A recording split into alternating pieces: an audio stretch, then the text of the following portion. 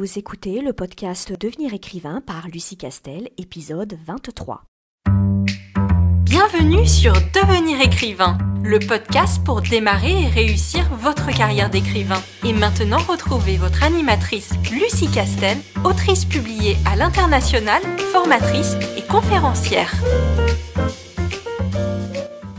Bonjour, je suis ravie de vous retrouver pour un nouvel épisode de notre podcast qui aujourd'hui va parler d'un thème un peu caché, un peu secret, dont on parle que sous couvert de confidence, à savoir l'image de l'auteur.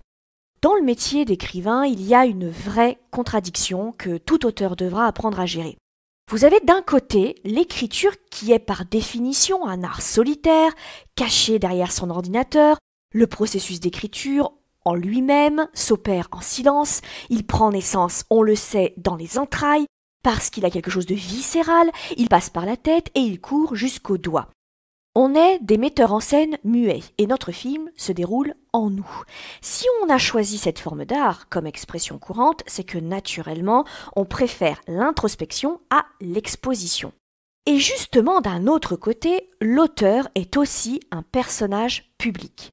Le système est fait de telle sorte qu'il devient très compliqué de ne pas avoir une image publique qui permet l'interaction avec le lectorat. Cette tendance, on va pas se mentir, elle est accentuée par le fait que nous vivons dans une époque d'image et de mise en scène de soi. Or, s'il est très courant de tout savoir plus ou moins des comptes sur les réseaux sociaux où on poste quelques photos de ces animaux, de ce qu'on mange, de ce qu'on visite, de ce qu'on aime, les auteurs aussi ne coupent pas à cette habitude qu'on prend d'avoir un œil dans la vraie fausse intimité d'Instagram ou de Facebook. L'auteur doit donc réaliser cette espèce de grand écart entre ces longues heures passées devant son écran à dialoguer avec lui-même ou avec d'autres auteurs, qui d'ailleurs sont eux aussi devant leurs écrans à dialoguer avec eux-mêmes. Il passe de ça à une vitrine publique, exercice pour lequel son expression artistique, par définition, ne l'a pas préparé. Nous sommes en effet, ni des chanteurs, ni des acteurs, et notre corps, comme notre image, ne nous sert à rien dans notre processus d'écriture. Bien sûr, alors dans un monde parfait, sans aucune règle imposée, je dirais que chacun est bien libre de faire ce qu'il veut, d'avoir ou non un site, un Instagram, un Facebook ou un Twitter, ou je ne sais quoi d'autre qui n'est pas encore inventé et qui le sera bientôt. Sauf que notre monde est imparfait, vous le savez, et lorsqu'on se lance dans sa carrière, vous le faites dans un contexte éditorial classique, avec une maison d'édition, soit dans un contexte d'auto-édition. Dans un cas comme dans l'autre, on vous laissera difficilement disparaître derrière un voile de mystère d'un auteur inconnu. Bien sûr, vous me direz, il y a des exceptions, il y a des auteurs dont on ignore à quoi ils ressemblent, mais comme leur nom l'indique, ce sont des exceptions. Et à tel point d'ailleurs, cette exigence de personnalité publique, c'est que certaines maisons d'édition demandent aux auteurs qu'ils viennent juste de signer de créer une page Facebook ou un Instagram ou un Twitter à leur nom d'auteur.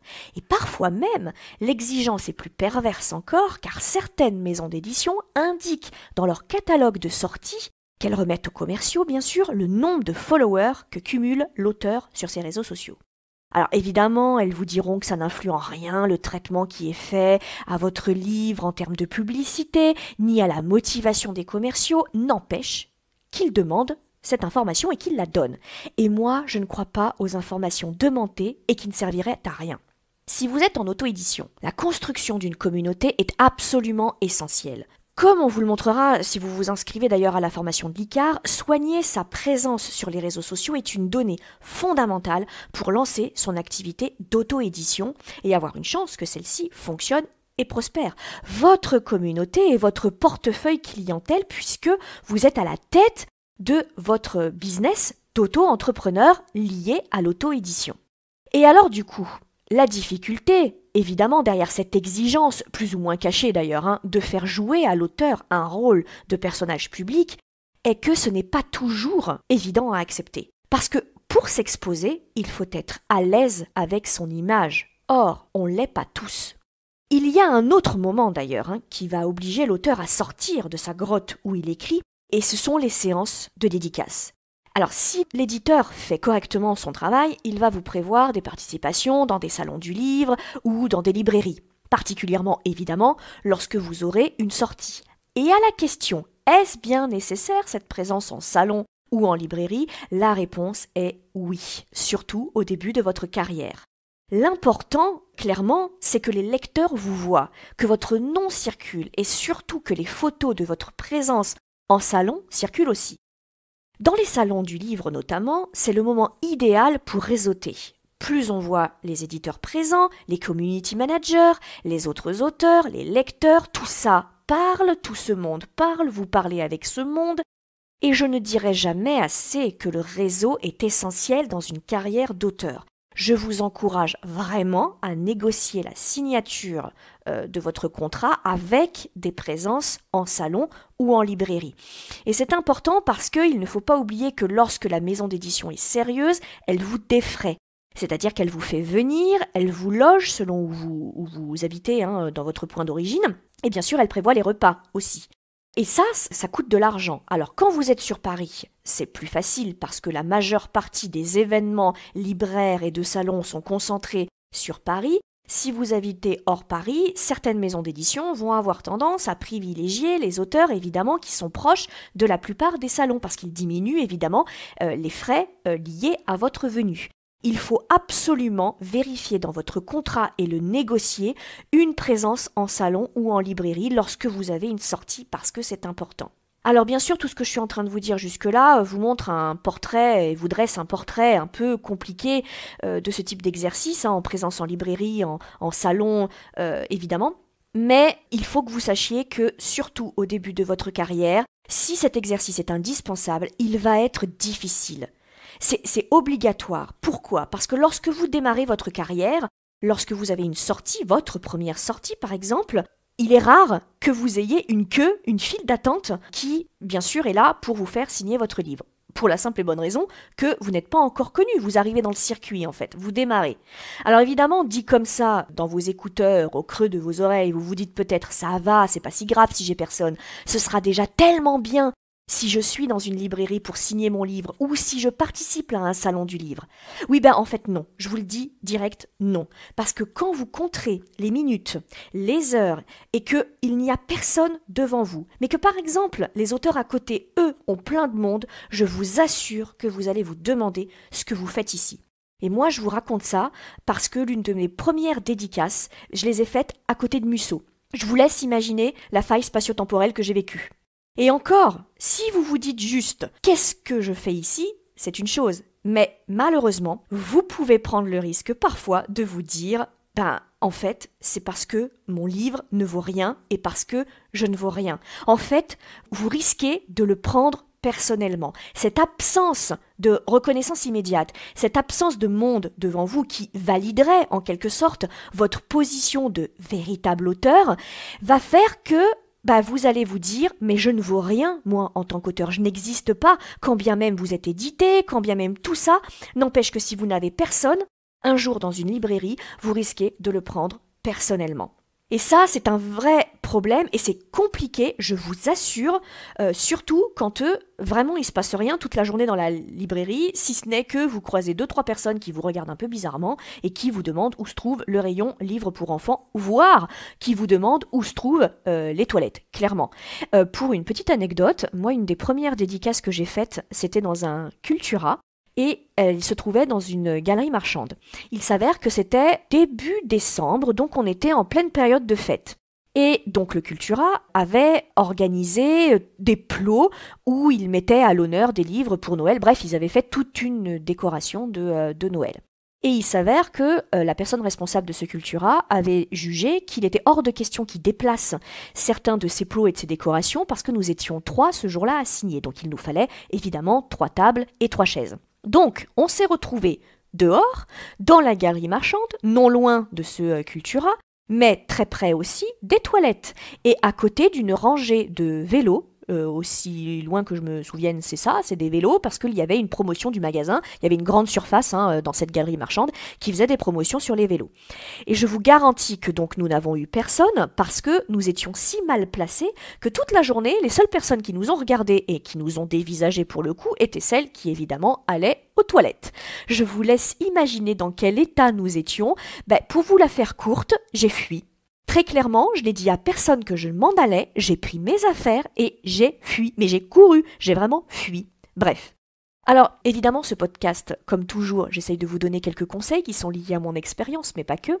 Premier conseil, c'est que gardez à l'esprit que vous êtes un personnage public. Il faut donc que vous réfléchissiez à l'image que vous voulez donner à vos lecteurs. Ce qui est important dans la gestion de votre image, c'est de considérer que c'est une des nombreuses tâches de votre métier, pas quelque chose d'anecdotique. Soyez donc aussi professionnel dans ce domaine. Le mieux est toujours de savoir quel message vous voulez faire passer et qu'est-ce que vous voulez donner de vous sur les réseaux sociaux. La pire chose, à mon sens, c'est de penser que vous êtes chez vous sur vos réseaux sociaux et que vous recevez des amis. Alors en fait non, les réseaux sociaux, c'est votre bureau. Il faut les traiter comme vous traiteriez votre travail d'écriture, avec conscience, avec conviction et surtout avec une idée précise. En ce qui concerne les salons, mon conseil est de ne jamais en faire une affaire personnelle. Pour ceux qui sont adeptes, tout comme moi, des 4 accords Toltec, c'est une règle de vie fondamentale, mais je dirais que plus encore dans votre carrière d'auteur. Que vous ayez beaucoup de monde un jour, que vous n'ayez personne le lendemain, que vous ayez des gens qui vous disent qu'ils vous aiment, ou au contraire que c'est trop bizarre ce que vous écrivez, voire que ce n'est pas vous l'auteur parce que vraiment votre livre il a l'air pourri rien qu'en lisant la 4e de couverture ou en regardant la couverture, gardez en tête ce mantra, n'en faites jamais une affaire personnelle. Ça n'a rien à voir avec votre talent, encore moins avec vos ventes. Un salon où vous n'avez personne ne veut pas dire que votre livre ne se vendra pas. Il y a plein de paramètres qui vous échappent et qui peuvent d'ailleurs expliquer que vous n'avez pas de monde ce jour-là. Si tous les auteurs autour de vous ont plus de monde que vous, n'en faites pas une affaire personnelle. Cela ne préjuge en rien de votre carrière. Il faut absolument que vous cloisonniez et que vous preniez du recul. Ça a l'air d'être un sujet très périphérique, cette histoire d'image, par rapport à l'écriture, j'entends. Mais je vous assure qu'un mauvais salon peut vous plomber une créativité pendant plusieurs mois et vous décourager. Les dramas sur les réseaux sociaux aussi, soit dit en passant. Tout ça peut polluer votre processus d'écriture. Et c'est la raison pour laquelle nous en faisons d'ailleurs un module de formation dans l'ICAR, parce que les auteurs qui publient sont parachutés dans ce jeu public de réseaux sociaux et de communication sans aucune explication des règles du jeu. Or, gérer son image, ça s'apprend aussi. Et donc, j'en profite pour vous parler de l'actualité brûlante de l'ICAR, puisque demain, le 13 décembre, s'ouvrent enfin officiellement les préinscriptions à la formation de l'ICAR. Alors je vous en ai déjà parlé, évidemment, cette formation, c'est un projet qui me tient évidemment à cœur et sur lequel toute une équipe de professionnels du monde de l'édition et du livre travaille depuis 1 an. C'est la première formation complète au métier d'auteur et pas juste aux techniques d'écriture. En fait, c'est la formation que j'aurais aimé avoir quand j'ai commencé pour me faire gagner un temps fou et pour éviter certaines déconvenues et certaines désillusions. Vraiment, je vous encourage à souscrire à notre newsletter pour avoir toutes les informations parce qu'il y a plein de bonus pour ceux qui se préinscrivent, dont notamment des remises, des facilités de paiement, un contact personnalisé avec un éditeur et plein d'autres choses. Je vous annonce aussi un live le mardi 17 décembre à 20h sur la page Facebook de l'ICAR où je vous présenterai avec la cofondatrice de l'ICAR, Johanna Vogel, le contenu exact de la formation et évidemment, on sera là pour répondre à toutes vos questions. Je vous remercie d'avoir passé ce moment en ma compagnie et comme à chaque fois, n'hésitez pas à nous soutenir en likant et en partageant ces podcasts et aussi n'oubliez pas évidemment de télécharger les nombreux guides gratuits que nous mettons à votre disposition sur licar.fr. Je vous dis à très bientôt pour un nouvel épisode. Vous voulez devenir écrivain ? Téléchargez sans plus attendre le guide écrivain mode d'emploi sur le site licar.fr, licares.fr. Ce guide vous donne les 4 étapes fondamentales pour progresser vers l'écriture.